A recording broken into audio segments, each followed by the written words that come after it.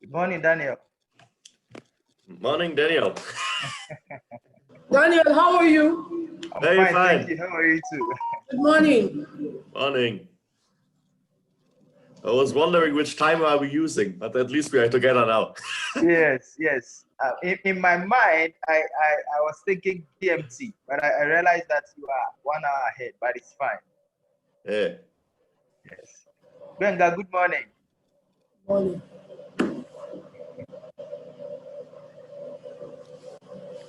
Actually, I'm in Germany, so I'm 2 hours ahead of you. Yeah. In the moment. Mustafa, good morning.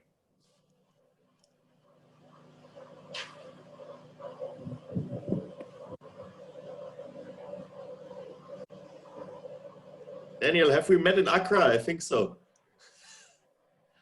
No, we never met in Accra. I think all our meetings have been in Nigeria. Yeah. Yeah. I used to live in Accra until December. Then they moved me. Oh, I see.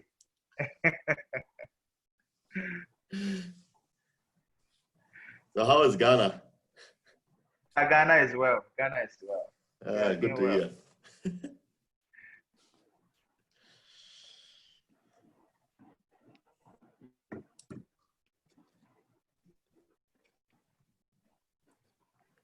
Okay, so I think we can give ourselves maybe 5 minutes, then we start. Mm-hmm.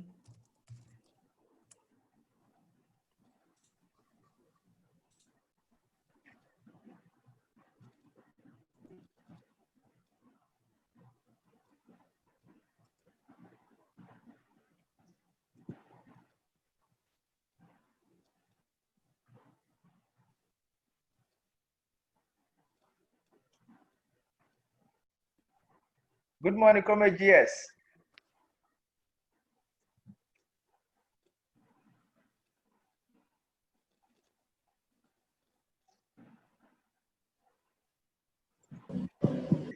Yes, we can't hear you.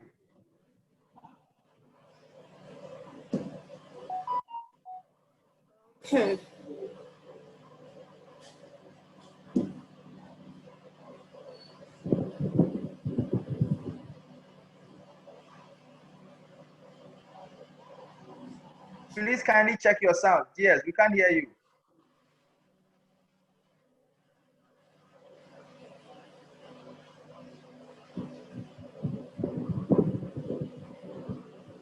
Good morning, Daniel. Yes. Good morning, Oga James. How are you? Good, are you? I'm doing very well, thank you. You're welcome.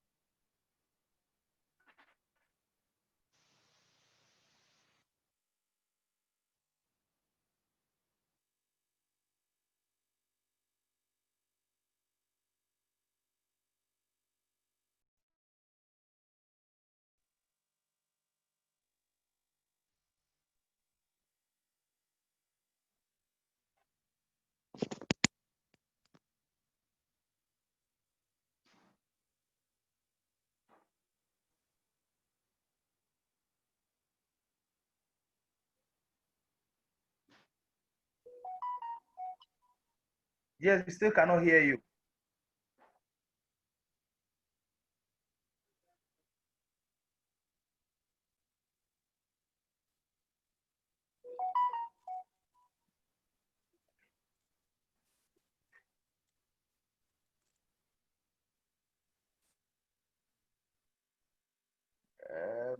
I'm wondering if someone can support.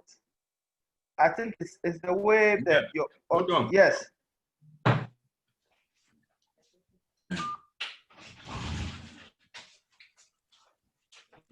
Hello, James. Hello, Daniel. Yes, we are. My vice president is having challenges with his audio. I don't know whether someone can call and help. Okay. Then Raf say he doesn't have the link to join. Ralph. Oh, I sent him. Okay, let me. Can you forward yours to him, please? Okay then. Yes. Okay.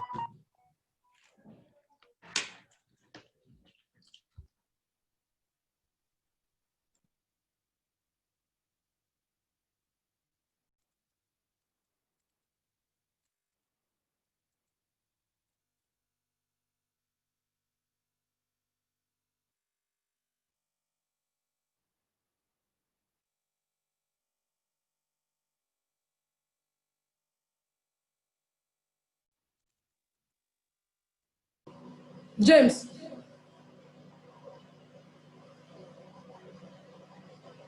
James.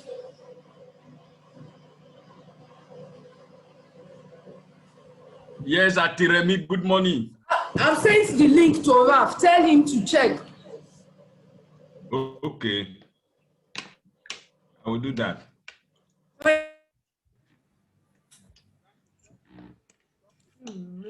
Hey, Citizen, my brother, are you there?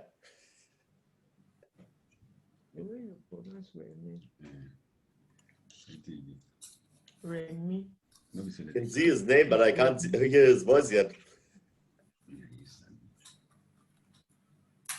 Hey, Daniel, man. I'm so delighted to see you this morning. I would be delighted to see you as well. I can only see your name, but it's good to have you. Great to see you. Hey. Very good. Good to see you still strong and healthy.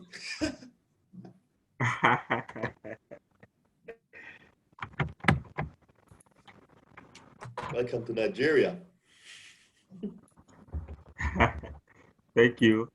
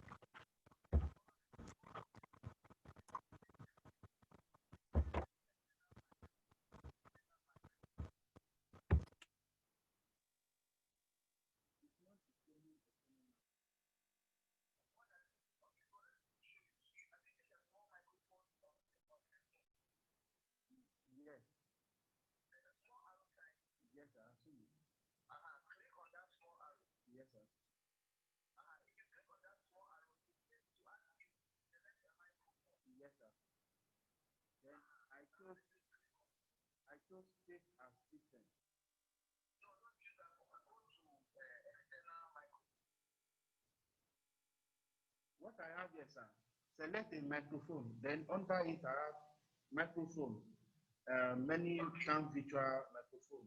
Then I have microphone 2, Wintec high definition audio. Then the third one is set. Okay, sir. All right, sir. I've done that, sir. Okay. Hello? Hello, can you hear me, sir? Hello?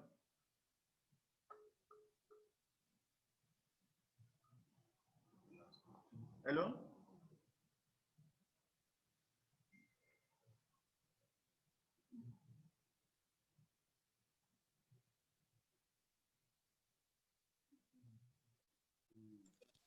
Hello, I can hear you. I can hear you now. Okay, I can hear, sir. Yes, we can hear you. Perfect. Okay. Okay. Okay. Thank you very much for supporting. Hello, Danny. Hello, Comrade. Yes, Hello? now we can hear you perfectly. Yes, we can hear you. Thank you. Yes. Thank you very much. Thank you. You're welcome.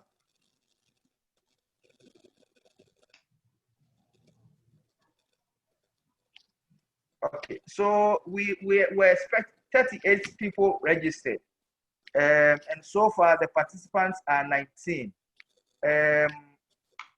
Let's give ourselves the next 2 minutes, then we begin, please.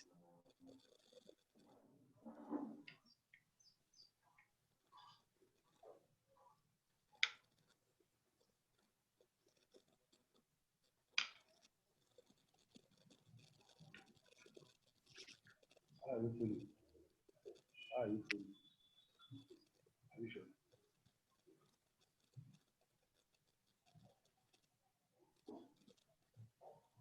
Where you are first time, do you need one? How do you go to that side?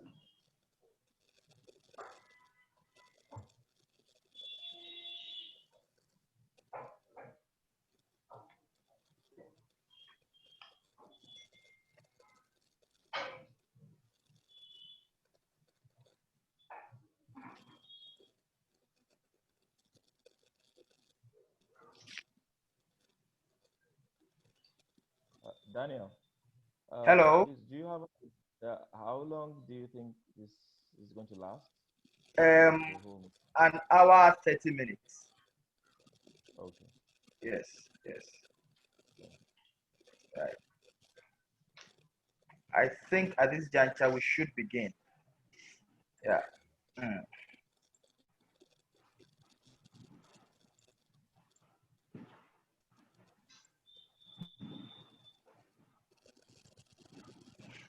Yes. Good morning, everyone. Let me take this opportunity to invite all of us to this special and all-important Zoom session that discusses tax incentives in the special economic zones in Nigeria. Before I begin anything, I would ask that we all ensure that our microphones are on mute, and we only unmute when we have been asked to speak. There's also an opportunity to raise your hands using the Zoom platform in case you have questions and comments after the presentations. You can also as well type your questions and comments in the chat box, and they will all be attended to. We don't intend to spend too much time on this meeting. And so if you are given your time to speak, we ask that you speak accordingly and within the allotted time. I would take this opportunity to once again welcome all of us to this very meeting. So we should move.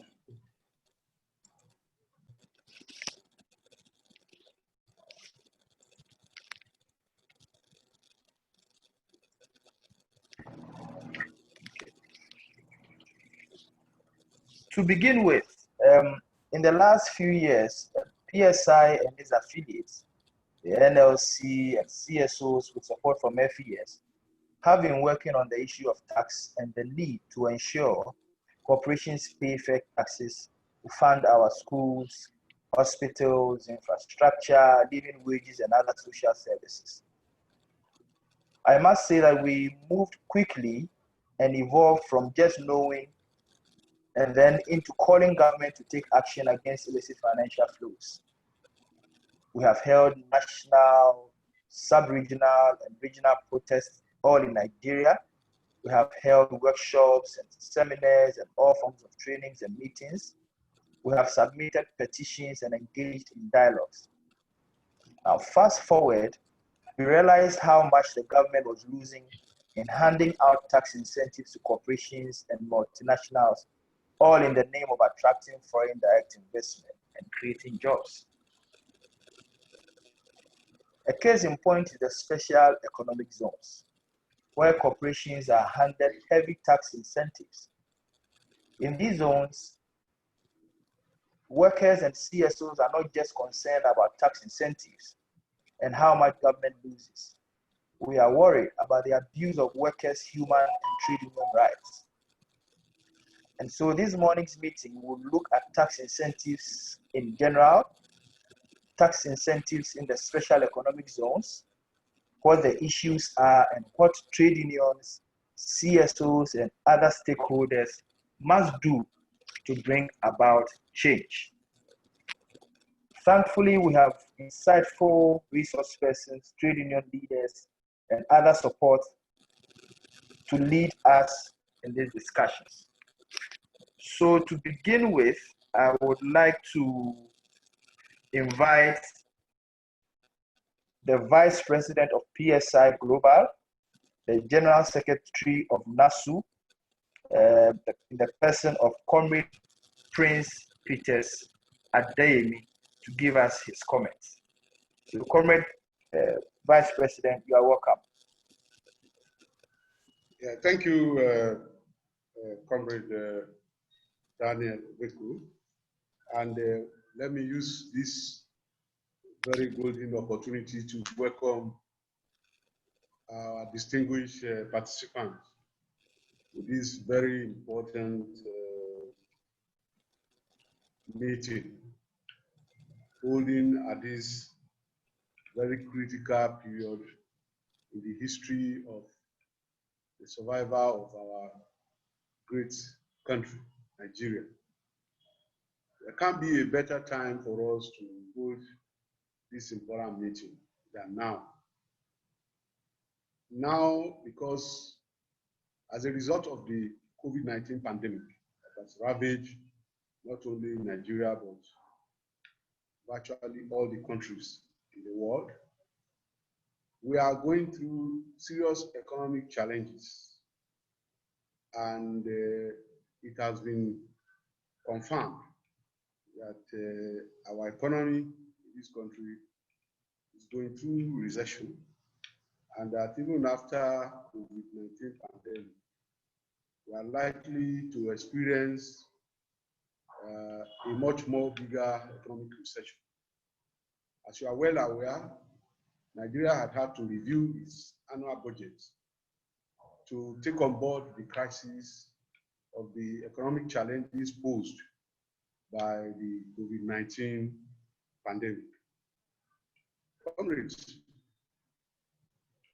this meeting is extremely important because the bottom line of the campaign is about how more resources and corporations who are currently underpaying or not even paying taxes are made to pay what they are supposed to pay.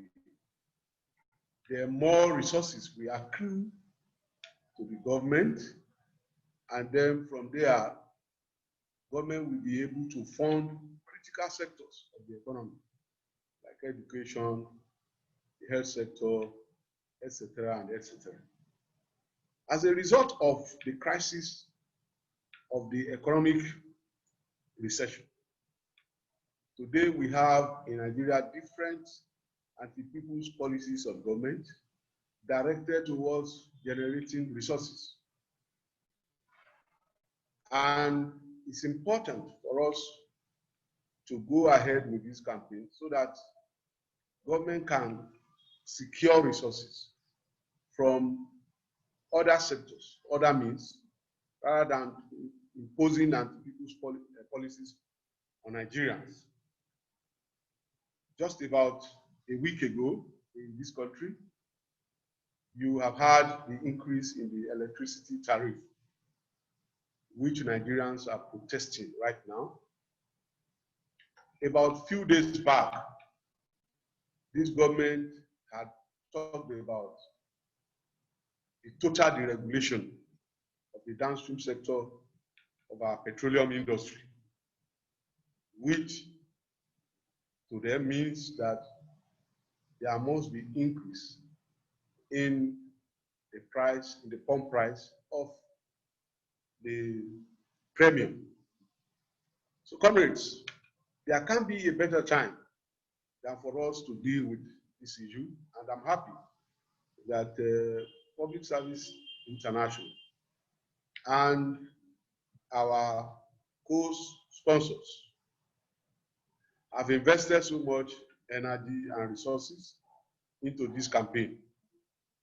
I'm hopeful and optimistic that at the end of this meeting, we would have been in a position to further articulate on how this campaign can move forward. We have found from time past that big corporations are evading payment of taxes, particularly in the critical economic zone, where wages are extremely low. And I think it's important for us to insist that government should ensure that those who work day and night, those who create the wealth of our country, are adequately remunerated. There has also been the problem of employers of labor in some of these economic zones refusing unionization of workers. These are critical issues that needed to be dealt with.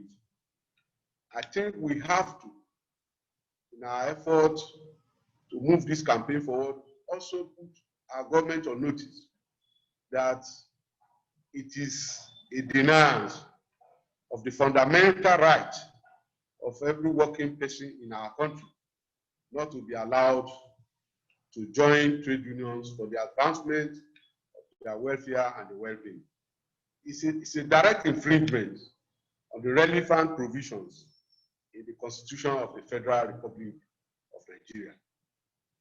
I think we have a cardinal responsibility of ensuring that the level of docility that is still prevalent in our trade union movement in Nigeria today has to be reviewed. Trade union itself must wake up from its slumber. We have to work assiduously very hard with our civil society organizations in ensuring that the rights of the people are not unduly hampered by those in government. Comrades, conscious of the time, I welcome you once again to this very important meeting, and it's my hope that at the end of this session, we would have been better positioned towards advancing the course of this campaign for us to be able to benefit maximally from the investment that has been put into this project. Thank you and welcome. Thank you very, very much, Comrade Vice President. We appreciate your comment and your statement and touching on the very critical things for which reasons this meeting has been called. Next, I'll call Brother Daniel Mann, who is the Resident Director of FES Nigeria. Welcome, Daniel. Thank you so much. Thank you, Daniel, for inviting me. Thank you very much, Comrade Vice President, for your very wise and very important words on this important topic we find ourselves to be discussing today. I think a lot of things have been said already, and keeping in mind our time, a limited time for all of us, I will try to keep my remarks rather short. However, I think it is very important for me, from the perspective of FES Nigeria, and indeed from a global perspective of Friedrich Ebert Stiftung, to underline the importance of the topic of tax justice and what comes with it, tax incentives. I mean, in the last decades, this is not a new development. We have seen the neoliberal agenda going on strong, keeping on going on strong, not only in the global south, but especially in countries like Nigeria, countries like Ghana, and all countries across Africa, where we have seen governments on the national as well as on the state level in a fight for attracting this all-important issue of foreign direct investment. And in the race to attract said investment, racing through the bottom by the version of tax cuts, tax incentives, now creation of special economic zones. And I think it's a very good idea for all of us to listen closely, to discuss closely these special economic zones in Nigeria. Now as an example of this ongoing struggle of the capitalist class to take over even the scarcest resources of our states, of the citizens and of the workers especially, and the ongoing struggle of a lot of governments who are caught between a rock and a hard place and have struggled to provide employment, which is important, especially in the private sector, without having the necessary funds, and thereby even undercutting its own base for funding the public service and the public economy even more, which has led to this, what I call the race to the bottom, what the President General Secretary has elaborated so well in his opening remarks, and what keeps being a common cause for struggle and a common cause for engagement for PSI, for all our other friends from the global unions, from our comrades across the globe, but also for FES in Nigeria.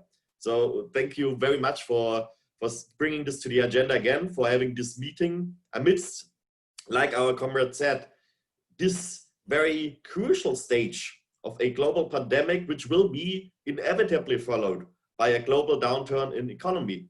So we in the public sector have to be very careful that with all the requirements and all the need for a strong public service to deal with the pandemic in all kind of regards, in school and education, but all in public health, but also in public administration, to not even lose our tax base even further. So that being said, I don't want to take too much of the agenda ahead of us.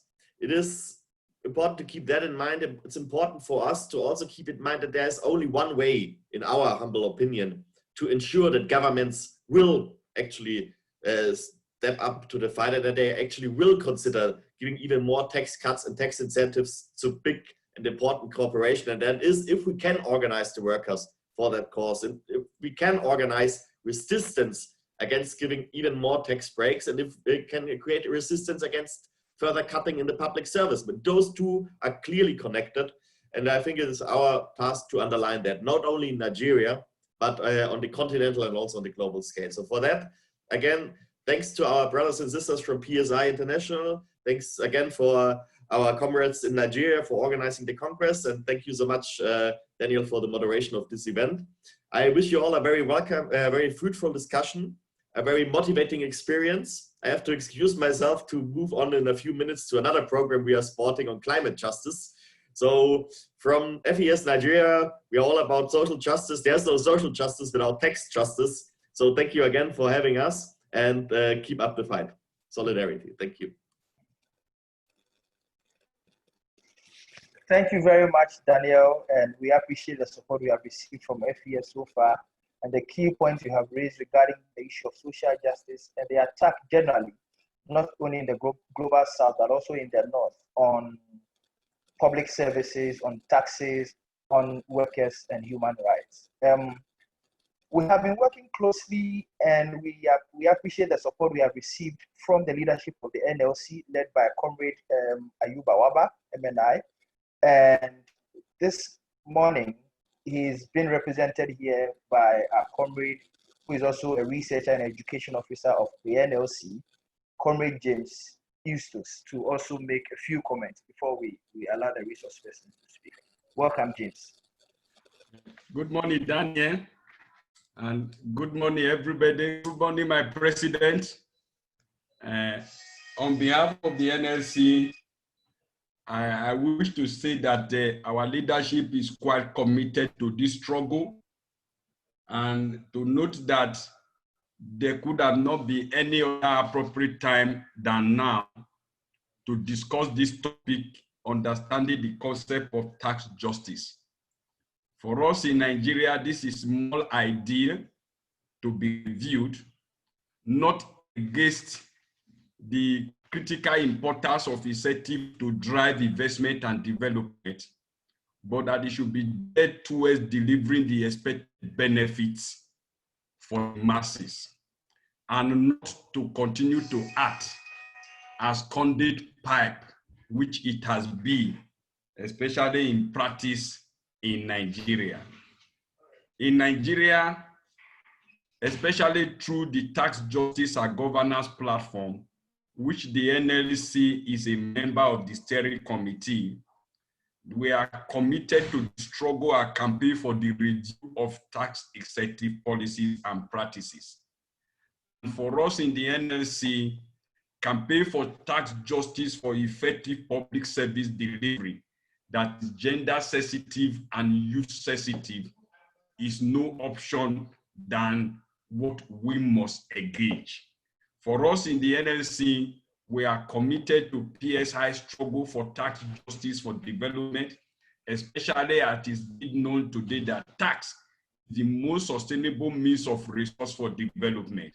And Nigeria as a country that is desiring of resources for development, especially as the Vice President of PSI Global has said, in this era of pandemic, where nation states are going borrowing, where debt is overburdening nation states, Nigeria has no other choice than to pursue effective tax justice, especially reviewing effective practices and policies to the benefit of the people. On that note, I wish to, on behalf of the NLC leadership, state again that the NLC is committed and that the NLC is a strong member of the steering committee of the Nigeria Tax Justice and Governance Platform that has taken tax justice and mobilization of the working people for effective tax justice and good governance as one of its critical idea and aim to pursue in the forthcoming year. On that note, we hope to benefit from this presentation and to understand the intricacies of tax justice that will help our engagement at every level. Thank you very much.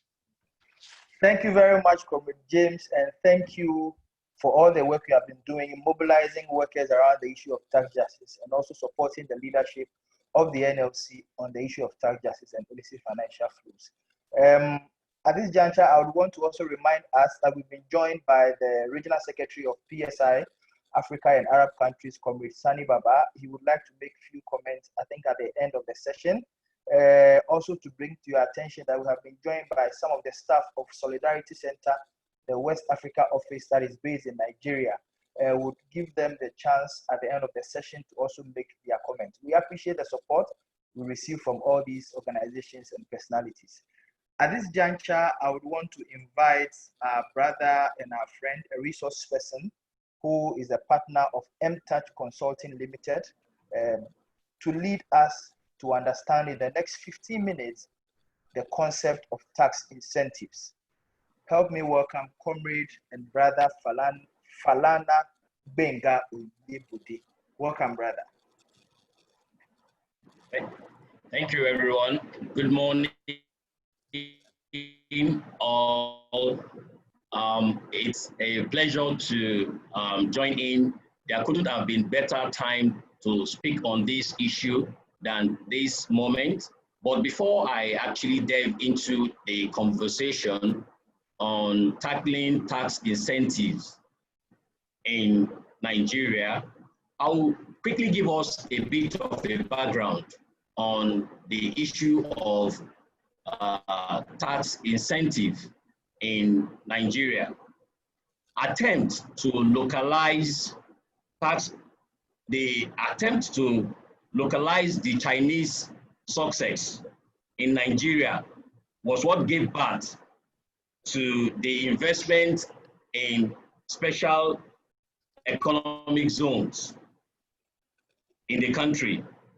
The objective primarily was to help diversify the economy away from the over-reliance on oil by stimulating export-oriented manufacturing. However, the special economic zones can be effective instruments to promote mobilization of foreign direct investment, skill enhancement, and technology transfer industrialization and structural transformation. But this will only happen if properly implemented. If this is properly implemented, and you will agree with me that the part that speaks to the skill enhancement and technology transfer are key driver to economic development. But where are we today if we take a step to review the economic zone? But I'll quickly give us the origin of the special economic zone in Nigeria. This dates back to the enactment of the decree that brought about the special economic zone in 1991. This was equally updated in 1992, and the first economic zone was the Calabar Free Trade Zone that was created in 1992. And the aim was to mine the benefits and advantage of the free trade zone. Today, as we speak in the country, we have about 39 zones, 39 free trade zones in Nigeria today, cut across the 36 states, including the Federal Capital Territory. 19 of the 39 are currently active today. 19 of the 39 are currently active. 20 are inactive as we speak. This is giving us a perspective into the origin of the free trade zone. However, one of the fundamental things that have actually shown or come to the fore is we crudely apply some policies without considering the geopolitical and economic disparities across the Nigerian region. I will speak to this with a sense of some empiricals. If we take, for instance, the duty-free that is placed on importation of intermediate goods defeats the backward linkage that would have been beneficial to the host country in terms of the enterprises located at the zones would have patronized the locals to source their material. But is this the case? This is a case for capital flights, and our job is being wished away again from the zone. So this dwarfs the growth in foreign exchange earning of the host country, plus full repatriation of profit that is derived from the zones. These are the exposure that are seen from the economic zone. But I will quickly look at the key challenges that are played out in the zone in the past years, and currently these challenges are still featuring. There is a high level of doubt about the operational efficiency of implementing tax incentives in the zones. And this cut across the processes and the procedures and policies that governs how tax incentives are granted. What are the procedures? How they are granted, how are they paid for, and how they are reviewed to determine their relative efficacy in achieving the purpose for setting up those special economic zones. So this is a clear case of concern that addresses the feedback mechanism. So this exposes the conflict between the policy underlining tax incentives and tax expenditure. Because I know that what is usually done in most climes, and if we look at over the years, how have we been able to look at the tax expenditure that is coming from those special economic zones? The special economic zones they enjoy a lot of tax incentives. This would have been collected ordinarily by the respective revenue agencies. If you match it against the objective for which the tax incentives were given, are we measuring up? So the feedback mechanism needs to actually be reviewed to check the viability of the incentive that is being extended in the zone. So in other words, investment decisions are increasingly responsive to incentive. So tax incentive alone is not sufficient to drive investment decision. And that is the reality that we have come to see.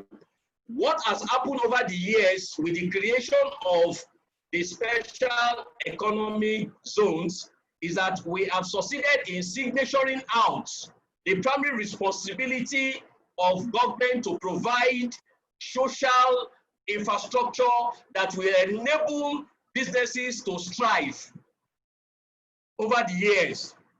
So if we look at the second point that is very sacrosanct that we need to pay attention to here, speaks to the canon of having an objective. This will help to reduce or eliminate rent-sinking opportunities or discretionary application by the administrator. As we speak, if we go to the section of the Nigeria Export Processing Zone Act, there is a section that speaks to the discretionary power that is given to the president to create a zone as he fits. And I think this is not institutional, building such policy around individual. I think it's time that we begin to look at how we can review such that it will be looked at holistically before we create any economic zone. Also, the establishment of an objective will create a balance between the risk and the reward for the country and the investor. When there is a clear objective, then we can be assured that the risk and the reward will be clearly defined. So the efficient development of tax incentive that promote objectivity is possible if there is clear definition and understanding of the required outcome. However, the strategy to be used to move to the envisaged future state from the current state is an important issue in measuring the effectiveness of tax incentive. One of the concerns of tax incentive is that these are often the result of political motivations and are not based on solid tax policies. So this is one of the challenges against this canon. Okay, quickly speaking to how can we address the issues that we have mentioned. One of the things that the government needs to do going forward is that government should transparently and judiciously account for the revenue it generates by investing in the provision of infrastructure and public goods and services. And there should be linkage between the taxes that are collected to the project that is undertaken. And I will give a sense to this. For instance, we have the education tax. The education tax should be able to address the issue around education. And borrowing clearly from the current and contemporary events since the pandemic, since the coronavirus pandemic, we will notice that there is a new normal that has impacted the educational sector. What is the government going to be doing in that direction in terms of investing in education? And this also has brought the importance of technology to drive the education. And we have a tax that is called the National Information Development Levy. which is a tax that is supposed to advance the technological development of the country. How much of that fund is applied to technological development? I think we need to begin to bring a science to how this fund is being expended.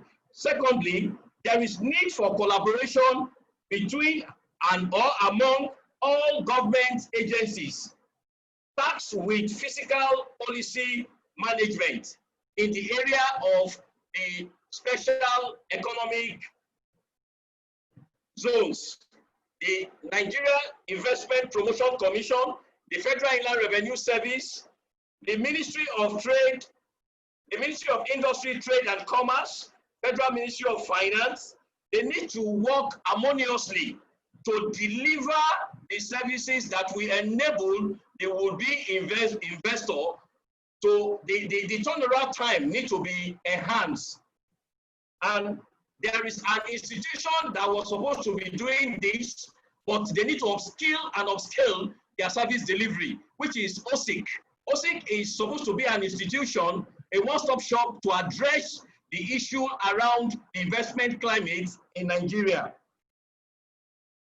Thirdly, tax incentive should be driven by a clearly defined goal. It is therefore important that tax incentive be set realistically, monitored and effectively evaluated in order to achieve the set objective contemplated in the policy document that gave rise to the incentive in the first place. So there is need to be a strong M&E. Monitoring and evaluation needs to be part of the agenda for the creation of the special economic zone. This will enable us to monitor and to evaluate the performances of this economic zone over time. How are they delivering? And lastly, there is need for a significant policy and regulation review. There is need to be a total overhauling of how this the regulation that gave birth to this incentive. There is need for a rejig of the legislation, and this will help to remove all the ambiguities and areas where we have discretionary powers. We have signature the primary responsibility of government to the creation of this economic zone, and statistics available to us at the last World Economic Forum suggest that Nigeria is ranked 131 out of 141 countries in terms of infrastructure, the quality of infrastructure that is available to enable business.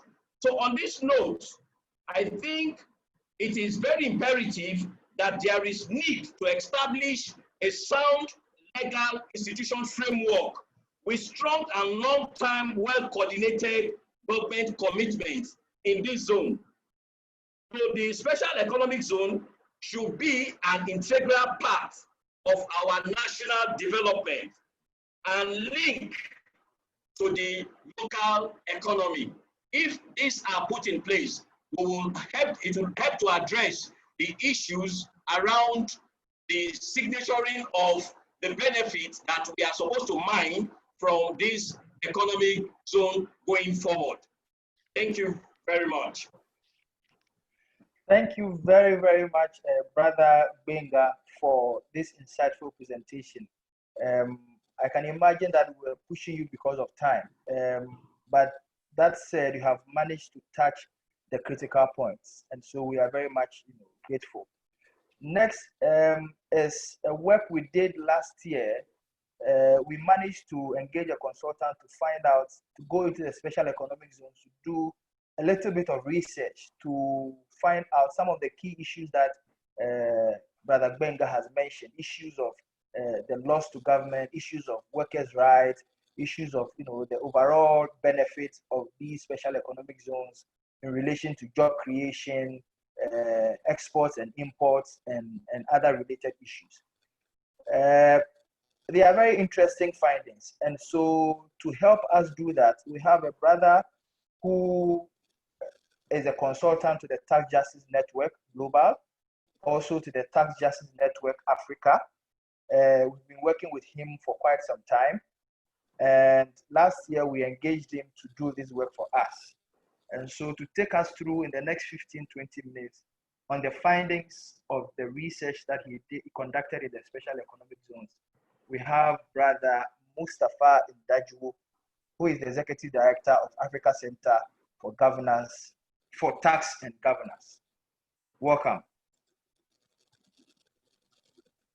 Thank you very much, Daniel. Thank you, everyone. So first, I would like to say thank you very much to Public Service International and the Friedrich Ebert Stiftung for honoring me with the opportunity to conduct this study. I'm just going to share my screen in a few seconds.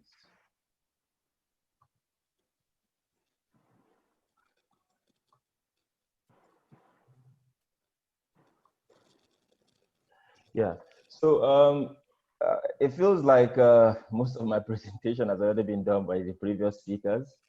But then thank you for laying a very strong foundation, which I believe will kickstart the conversation. So like Daniel said, we conducted this study last year, thanks to PSI and FES on tackling incentives in Nigeria, specifically looking at the special economic zones, which we call free trade zones in Nigeria. So this is my outline.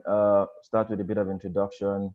We'll look at the special economic zones in Nigeria, the incentive. We can't see the slides. Are you sharing with us?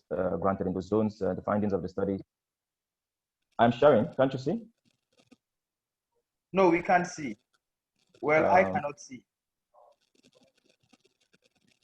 Oh, sorry. It says screen sharing has failed to start. Let me try again.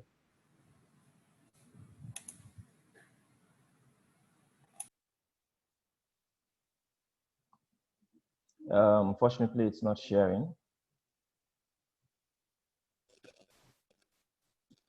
So let me find it in my email and then. Oh yes, please, if you could share it, yeah. Yes. Yeah, that would be great. So anyways, let me just continue. So like I said, the outline is just the introduction, the special economic zones, the incentives granted in those zones, the findings, and then we'll also look at the opportunity cost of granting these incentives in the zones and some recommendations.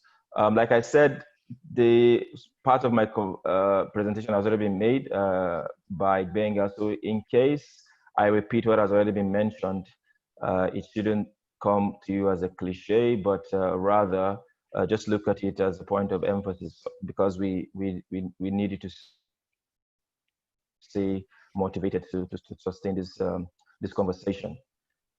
I don't know if you are able to share. Are you able to share it? Oh, great. Yes, okay. I'm able to share it. Oh, share. Can you all see? Yeah, I can see. Yeah. So we can see there are so many. We can see. Great. So there are so many definitions out there about what tax incentives are. But for this study, for the scope of this study, looking at special economic zones, looking at the firms that operate in those zones, the most relevant and specific definition I found was that of the IMF, a study conducted by IMF, the World Bank, and a few other organizations, where we just said tax incentives means any special tax provision granted to qualified investment projects or firms that provide favorable deviation from the general tax code. Like it has been mentioned, a lot of countries, economies grant tax incentives, and the underpinning motivation is that these incentives lead to some sort of foreign direct investment. And this is the same case for Nigeria, and the same motivation for setting up these special economic zones. However, from studies that have been carried out, analysis that have been carried out, it has been proven that tax incentives are not the most important factors for investment decision. In fact, a lot of investment surveys show that incentives score very low. In some surveys, incentives appear to be number 8 factor, in some about 12 or 13 factor that investors consider before making an investment. investors focus more on issues such as political stability, security, infrastructure, the legal framework in the countries, and so many other factors that are more important than tax incentives. Next slide, please.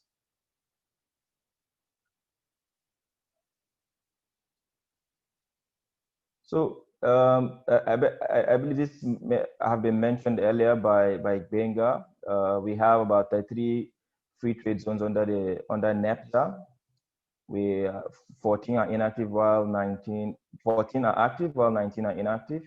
Under the Oil and Gas Free Zones Authority, we have 4. However, looking at the Act, only 1 is supported by the Act.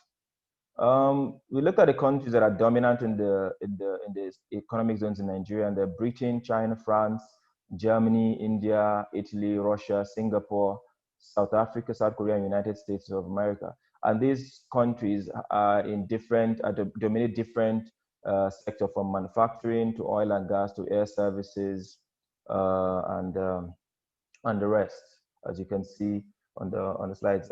This is also reflected in the paper. I'm sure Daniel will share the link to the paper after this call. Next slide, please.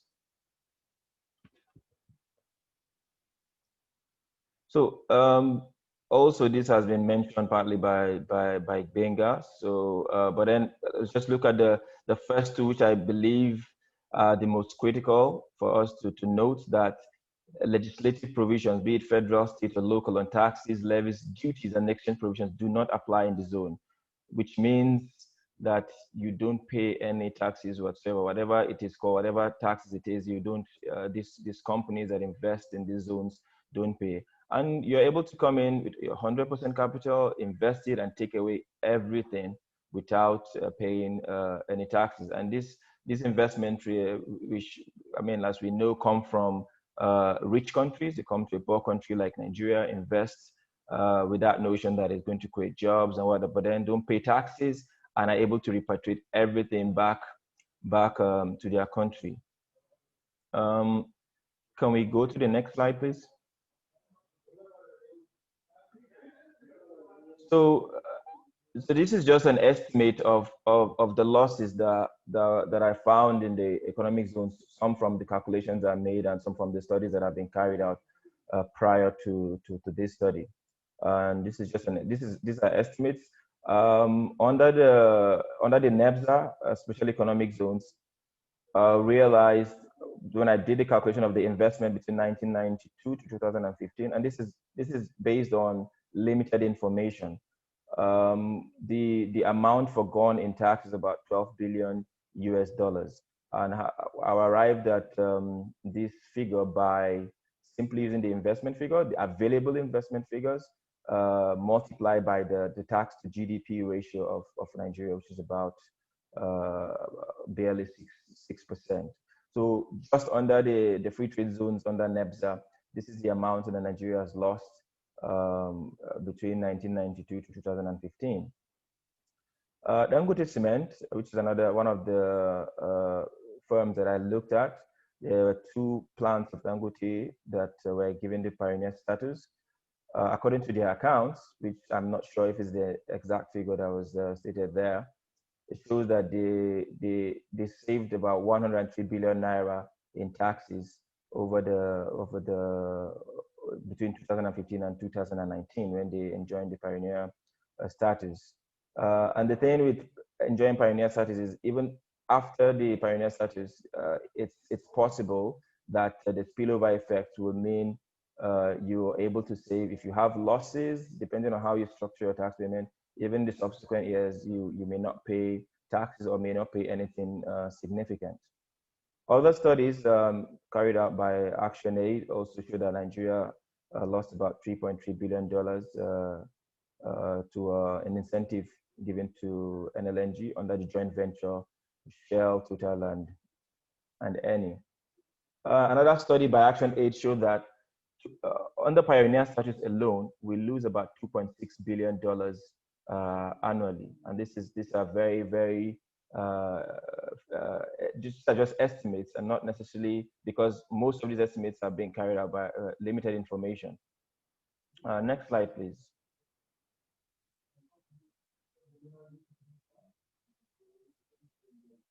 So, like Benga mentioned, we actually found out that, I mean, in granting tax incentives, it is very critical that you do a cost-benefit analysis. But we realize that in Nigeria, this is not carried out. So incentives are just granted due to discretionary powers.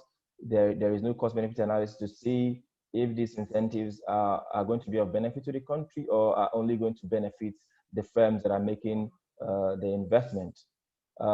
Similarly, the information regarding the incentives or the cost-benefit analysis are not made public, such that citizens are aware the trade-off that the company, the country is making in terms of granting these sort of incentives. There are many discretionary incentives available. Like Benga mentioned earlier, the president can just decide anywhere to be a free trade zone, depending on what he feels is important. And I mean, we all know the risk associated with that. In some countries, you find that what is done is that this goes through a sort of a parliamentary process with the involvement of the public.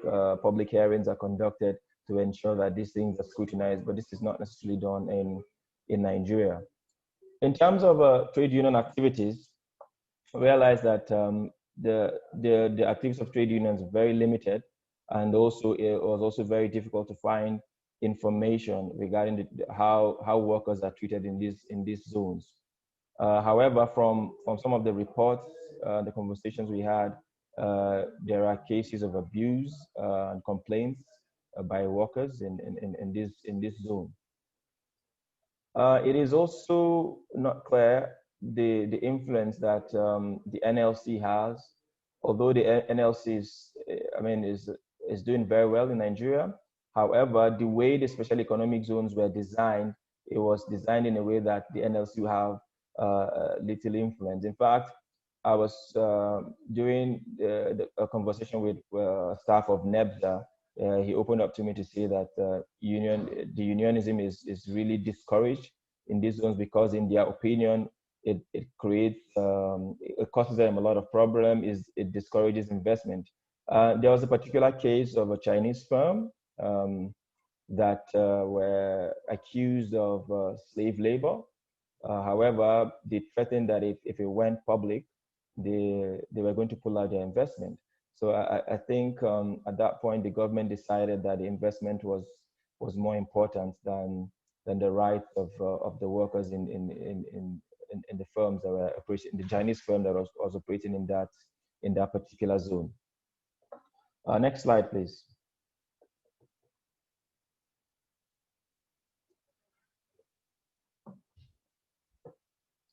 So the opportunity cost of tax incentives. The vice president earlier mentioned how these incentives granted would have been channeled to development. Currently, Nigeria ranks very low in the Human Development Index. Although this figure is for 2017, it's not any different to what we have currently. Nigeria ranks about, as of 2017, we ranked about 157 out of 189 countries in the world, which places us in the low human development category. Yet we still dole out these incentives to these multinational firms who ordinarily would have invested in our country, whether or not we give them these incentives. Clearly, saying that we are just gifting away our resources at the detriment of the development of our country. So next slide, please.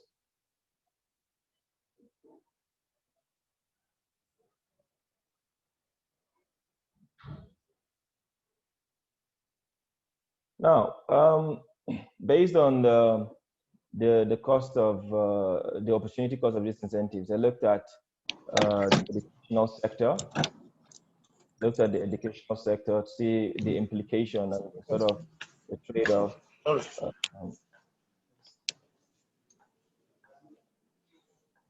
Could you kindly mute your mic?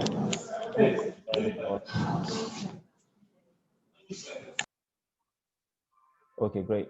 So I looked at the educational sector and realized that the budgetary allocation never exceeded 8% of the total annual budget, even though the UNESCO recommended about about 26%.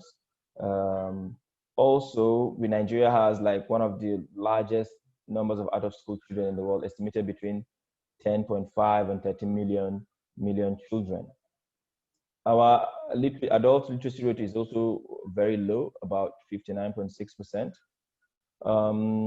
Looking at the cost of private preschooling in Nigeria, and this as far back as 2005, it was about $367 per child in a year. So if we use for the purposes of this study and not necessarily looking at the current situation, if we look at these estimates, it would cost about 3.8 billion to put about 10 million out of school children back to school. And what we lose in a year, looking at all those figures that I mentioned earlier, we lose way more than this $3.8 billion, which means ordinarily we would have addressed the issue of these out of school children if we were not wasting our revenues and giving away these tax incentives. Next slide, please.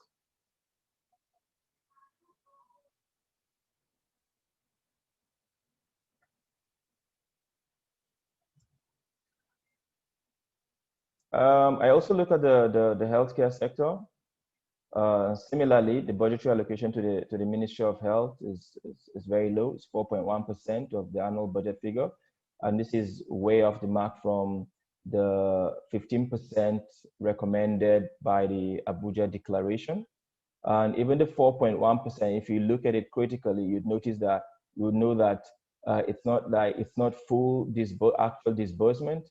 And you would notice that recurrent expenditure is way more than the capital expenditure, which means that there is little investment done in the sector.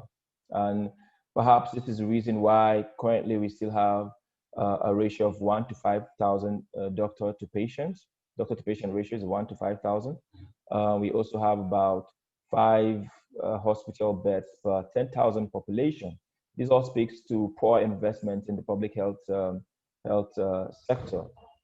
Also, only about 20% of the 30,000 primary healthcare centers in Nigeria are in good working condition.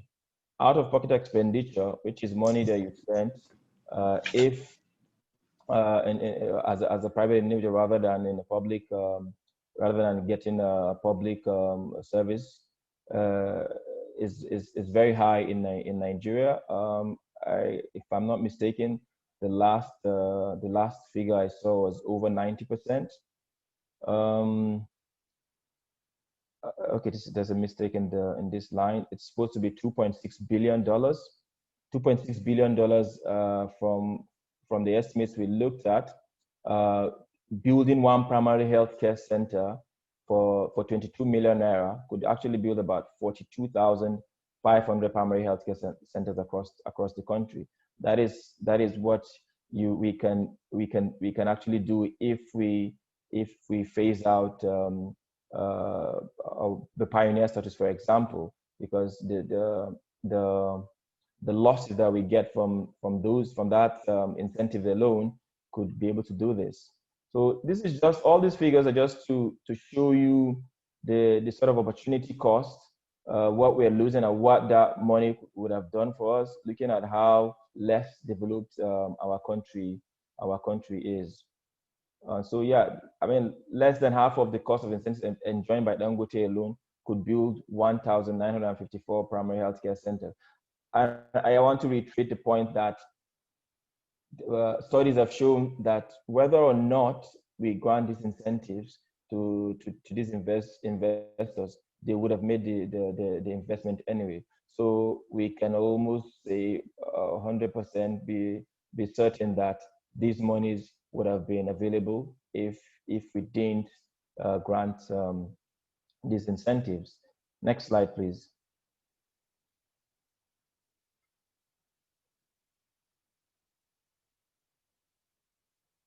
So looking at labor and what it means to tax incentives in Nigeria. Nigeria, as studies have shown, has one of the highest youth unemployment rates. And agriculture contributes about 24.4% of the country's GDP and employs about 70% of its labor force. However, if you look at the allocation to the Ministry of Agriculture and Rural Development, it's about 1.5%, which does not speak very well of the importance that we are supposed to place in on this sector. So if you look at the figures that have been lost, for example, 2.6 billion based on the exchange rate of about 360 naira, we'll have about 936 billion naira annually that we could invest in this sector, seeing that this sector is one of the most important and one of the sectors that the sector that is responsible for 70% of our labor force. If this money had gone into intervention programs, you can imagine the sort of impact it would have made. The minimum wage was recently increased to 30,000 from 18,000. Before it was increased, looking at the poverty line, a minimum wage earner was earning about $1.67 a day, which was 23 cents below the poverty line actually. The new minimum wage earner earns about $2.77 a day, 1.77 cents above the poverty line. Currently, with the whole forex challenge, I've not done the maths. It's unclear if the minimum wage earner actually earns above the poverty line. So you can imagine a country like this having all these very negative statistics, still dashing out incentives without doing any cost-benefit analysis, without reviewing all the laws. In my opinion, this is quite a very careless way of going about public policies. If the $2.6 billion revenue forgone per year were allocated equally between 36 states, although I'm not a fan of what we have in Nigeria, the federal allocation. However, looking at the impact this money, since we're giving it away, we could give it to our citizens anyway. This $2.6 billion would increase each state's allocation by about 26 billion naira each, an increase of about 9% of the current highest allocation to a state, and almost 90% of the lowest allocation to a state. So imagine the impact that this money would have made, but we are giving this away to a few multinationals, a few companies that have employed a few Nigerians, but are reaping and making a whole lot of economic rents from these arrangements. The last slide, please.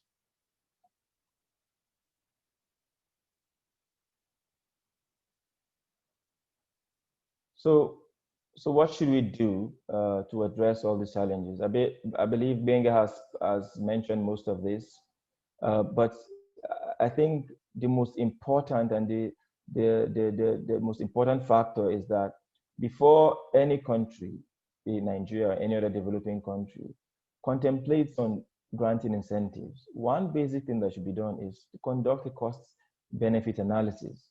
And this cost-benefit analysis should involve public participation, the civil society, organizations, trade unions, and other key stakeholders, such that all it's been addressed from different perspectives, and that the statistics show that it is actually something worth doing. And if not, the incentives should not be granted, or for example, the free trade zones should not be created or abolished. In my opinion, although this is not very reflected in my presentation, however, it is in the paper, we have what we call profit-based incentives as against cost-based incentives. And profit-based incentives incentives such as tax holidays, where you can just invest in an economic zones and you don't pay anything on your profit. Whereas cost-based incentives such as accelerated depreciation are actually tied to a specific investment you made. For example, if you come to invest in the telecom sector in Nigeria and you spend money on mast, it's quite a significant capital investment. So it only makes sense that you are given some sort of allowance to recoup whatever you've invested over time, but not necessarily that you won't pay any taxes. Looking at the experience of trade unions in the zones, I believe it's very important that the laws setting up these zones are reviewed such that trade union activities are carried out in these zones to allow for voice and an effective mechanism to protect the rights of workers, and also to create some sort of framework for dispute resolution between the workers and the operators in these zones. Like Benga mentioned, one thing that is also important is that the cost of these incentives are calculated annually and published publicly for all Nigerians and all critical stakeholders to see. And this will give strength to civil society organizations to be able to say, okay, no, we disagree. We are the voice of the people. These incentives are more than what we're getting. If you say that an investor should come in and if they're able to give 100 people employment, they don't have to pay taxes. What we have to do now, based on the information that has been published, we compare what you're bringing and what you're taking away, which is more on to whose benefit is that. And I believe the most important thing that the Nigerian government should consider, rather than just doling out incentives, is to provide an enabling environment for investment to thrive. Issues such as security, infrastructure, a very reliable legal framework in place will actually encourage investors to come and invest, and we won't have to be bullied into doling out these ineffective and very inefficient tax incentives. Thank you very much.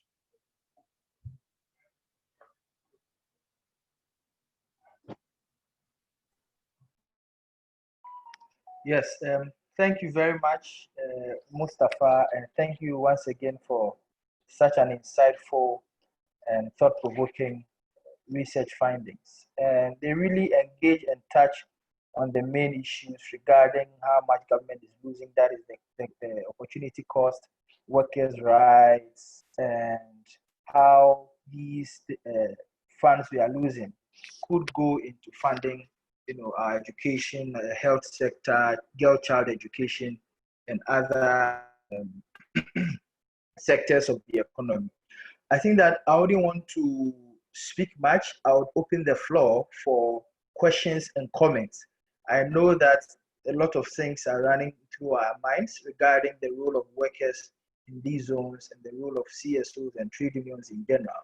So I open the floor for questions. Kindly, if you have a question, just click on participants. It gives you options to raise your hands. Then you shall be called to present your question. Yeah, so the floor is open for questions, please.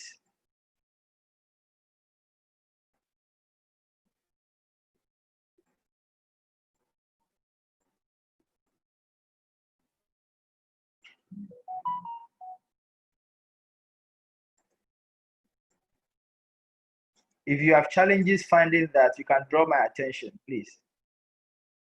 You can unmute and draw my attention.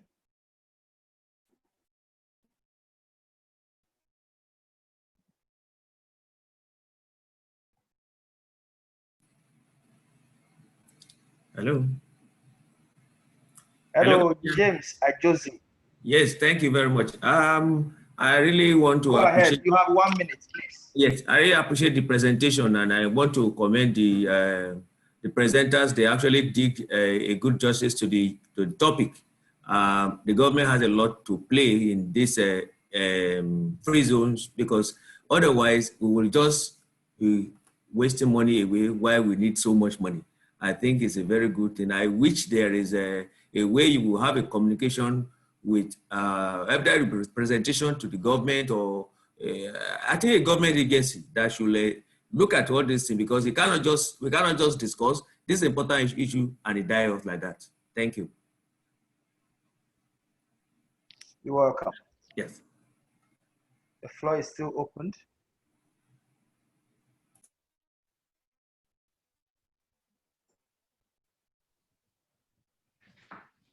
Hello, Daniel. Yes, Comrade James.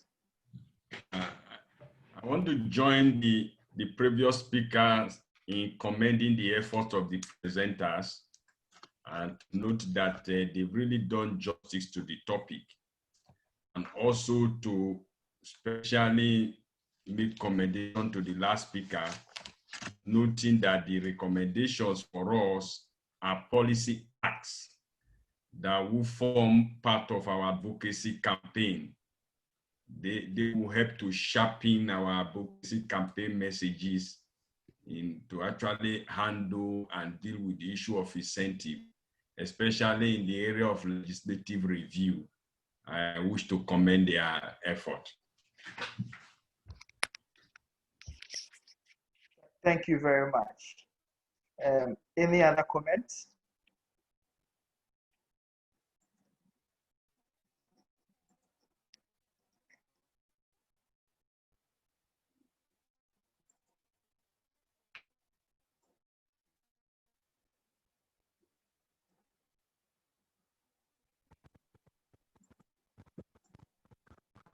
Okay.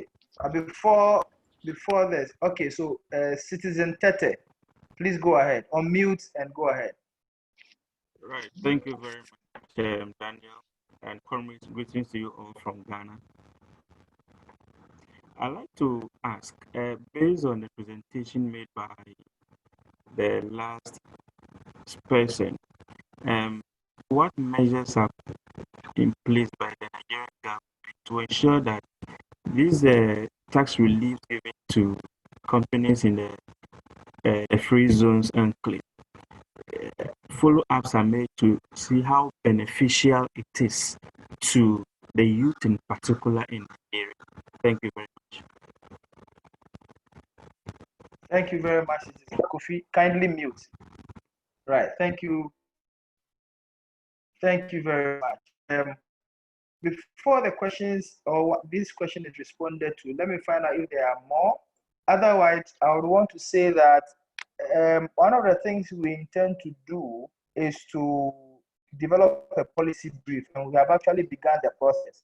And so these discussions will enable us to do further review of the research and enable the researcher to go ahead to prepare a policy brief.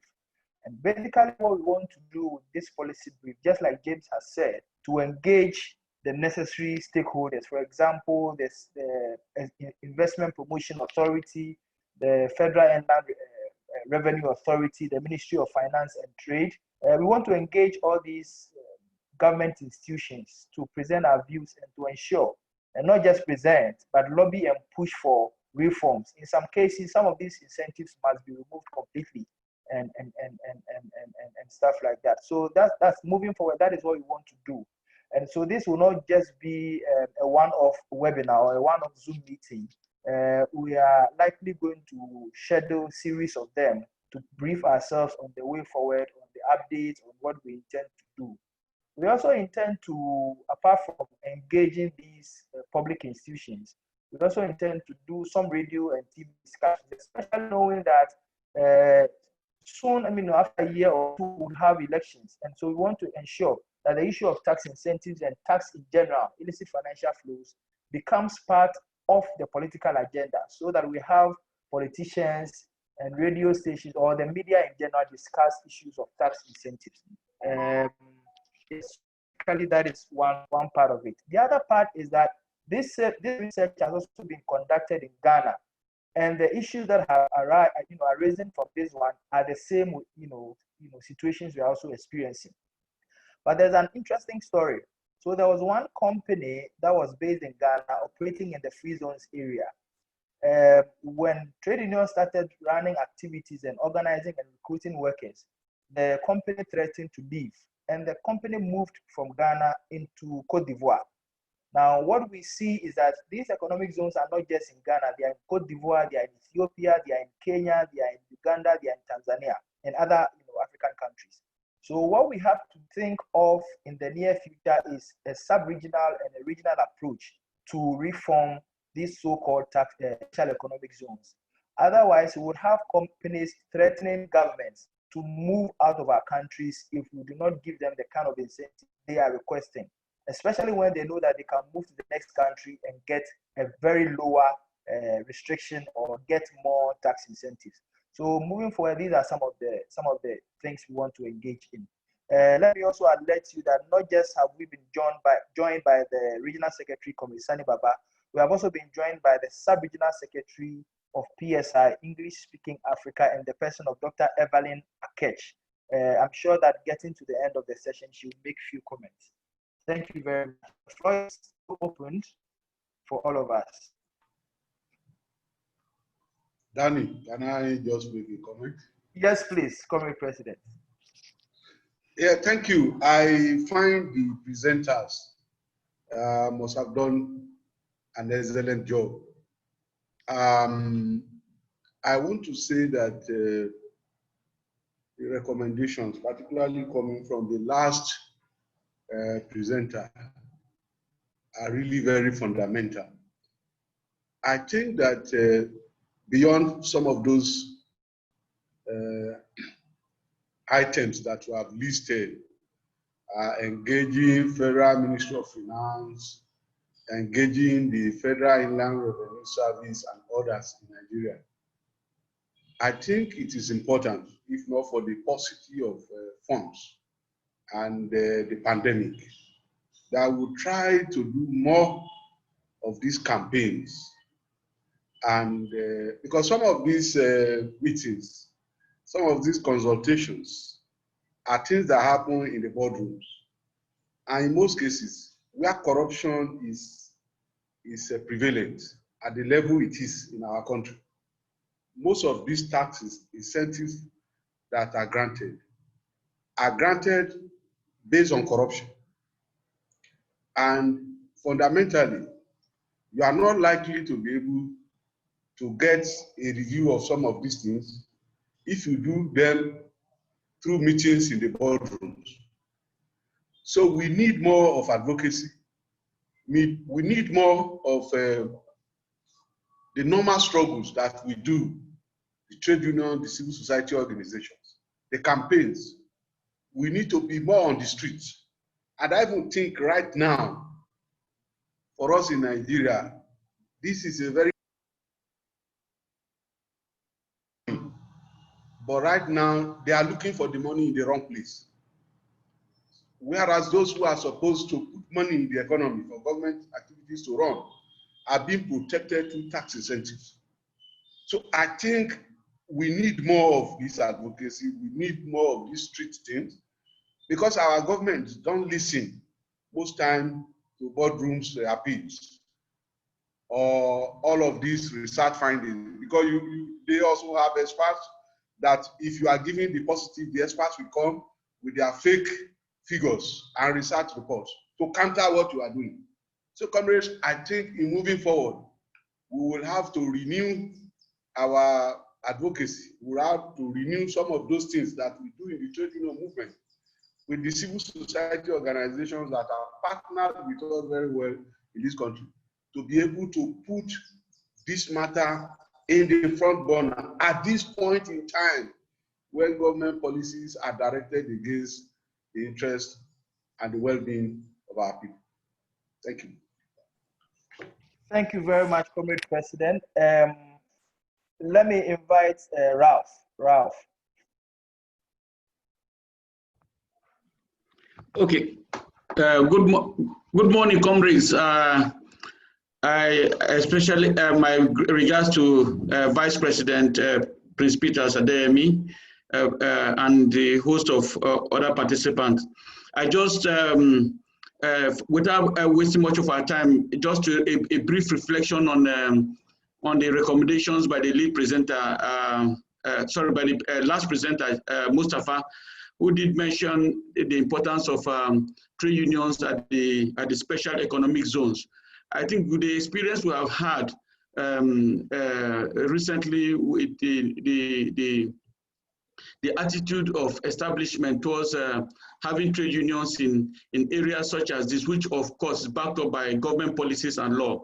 The only way we can achieve the type of desired goals and the type of desired goals we seek in as far as tax issues is concerned is for the trade unions itself to engage in aggressive campaigns and recruitment by repositioning itself towards ensuring that it organizes workers in this sector, in these areas, despite the fact that government policy as well as laws have prohibited trade union activities.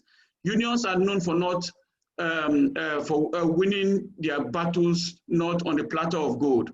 And as such, part of our campaigns, in my opinion, is that as we advance the tax campaigns, we equally advance the level of conscious raising in these zones, as well as how workers themselves can consciousness be raised for self-liberation, because by that we'll have a better position to advance the issue of tax justice in this zone. So basically, as part of a recommendation, because trade unionism can never come on the platter of gold as being presented. Thank you, comrades. Thank you very, very much, Ralph. Let me indicate that our brother Lai Brown has said that indeed we shouldn't be scared to get on the streets now, because already there are people in the streets, protesting. So this is an opportune time to get in the demand that we end all these unnecessary tax incentives. And then our brother Ajadi Ekun has also indicated that in 2019, the chair of the Federal Inland Revenue Authority indicated that we lose about $14 billion to tax incentives. So I think that this further indicates how much the government and the country as a whole agrees that we are losing a lot of revenue to these companies and in these special economic zones. Lastly, I'll give the opportunity to Comrade James to make some comments. I see your hand up, James. Yeah, Daniel, thank you for giving me this last chance.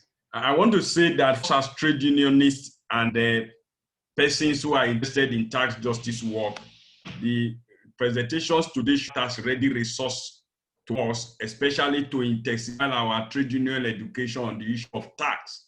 Because one thing that we can easily use to mobilize our people and organize them around tax justice discourse is to give them education, especially as it concerns tax justice. And I am sure that these presentations are good resource that we can use to further our tax education and sensitization. Thank you very, very much, Comrade James. At this juncture, if Comrade Evelyn Akech is online, kindly take the floor and make a few comments before we bring the meeting to a close. Yeah, thank you so much, comrades. I want to commend you for a very good report. It is actually quite detailed. And just as the previous speakers have noted, I believe that we can always take the moments that we have, for example, the forthcoming election, to continue pushing for the agenda of tax justice. I was actually looking at the mining sector, and I believe that mining sectors in Africa contribute some of the biggest revenues that you can actually generate as a government. So our ability to link the public sector work and even public services provision with the revenue generated from this critical sector is very important to us. And just as already alluded earlier on, we need to make more push towards free zones. Because I was asking myself, if you went to the US, if you went to China, how many free zones would you actually find in those countries that are bleeding our economies and taking away our money? So we come at a critical time as trade union because we know we have the numbers, we have the masses.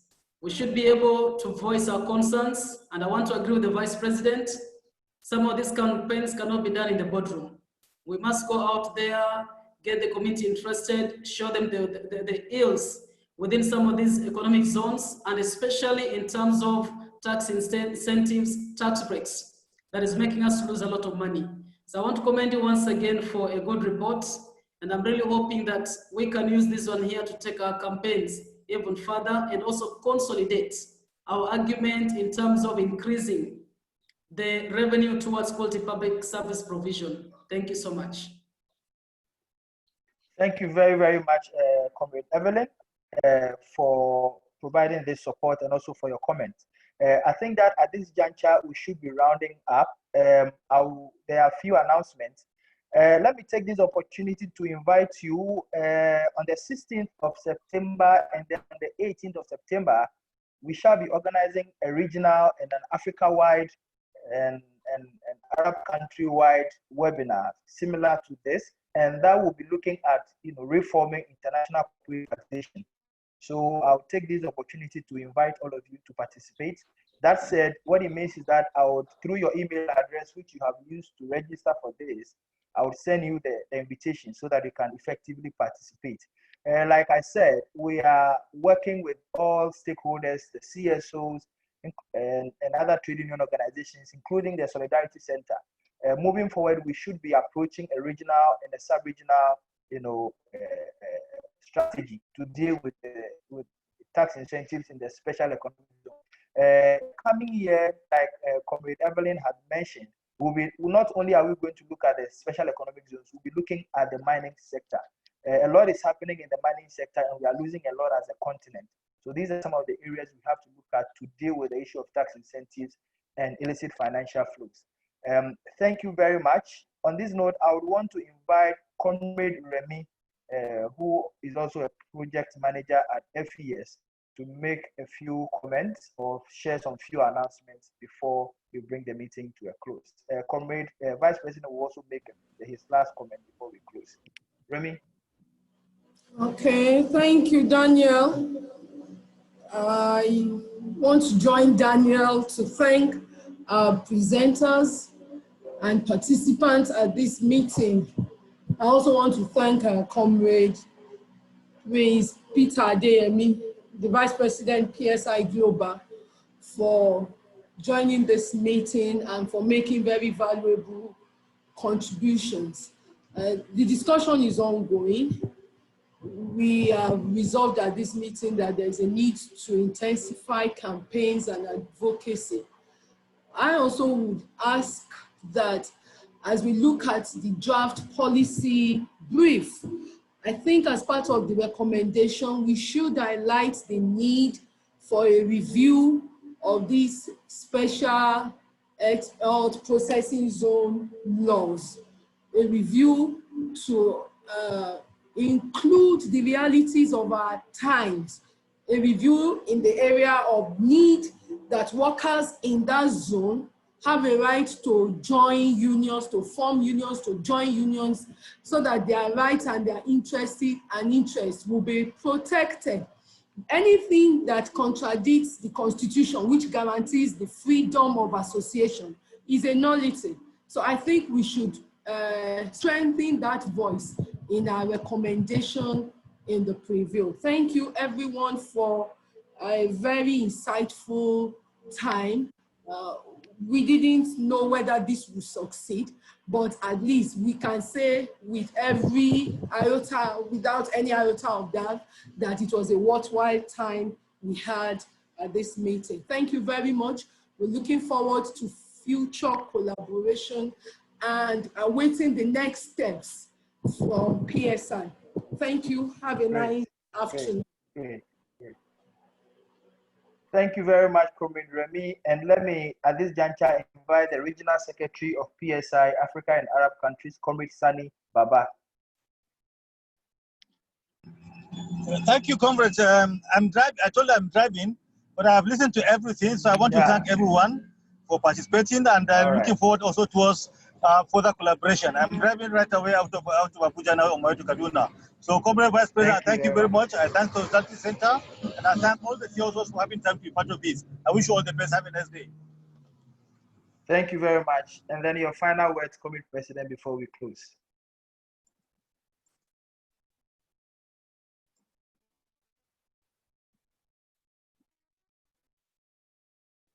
Thank you.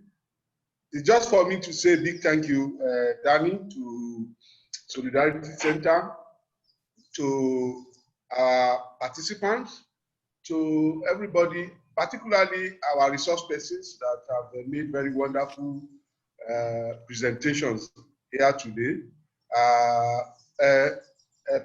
Frederick Herbert Stephen, we want to thank you for partnering with PSI in this very wonderful project. I am hopeful and optimistic that by the time we are able to look at some of the recommendations that we have, adopted at this discussion, and maybe also some of the additional inputs by participants, we'll be able to carry the campaign on tax justice forward. Thank you very much for this opportunity, and we look forward to seeing you at the further meetings. Thank you very much. And at this juncture, I will say bye-bye to everyone. Enjoy the rest of the day, and then let's keep engaging. Thank you very much. Bye-bye. Bye. Bye. Bye. Bye, everyone. Thank you. Rafael. Bye. Danny, are you? I'm doing fine, Oga James. It was a nice one. Thank you very much. Thank you very much. So a lot of work will be coming. Yeah. Okay then. Auntie Mobola, how are you? How now, Daniel? I'm Thank very you fine. Welcome. Yeah. See you again. Bye. All right. Bye. Bye. It's a good.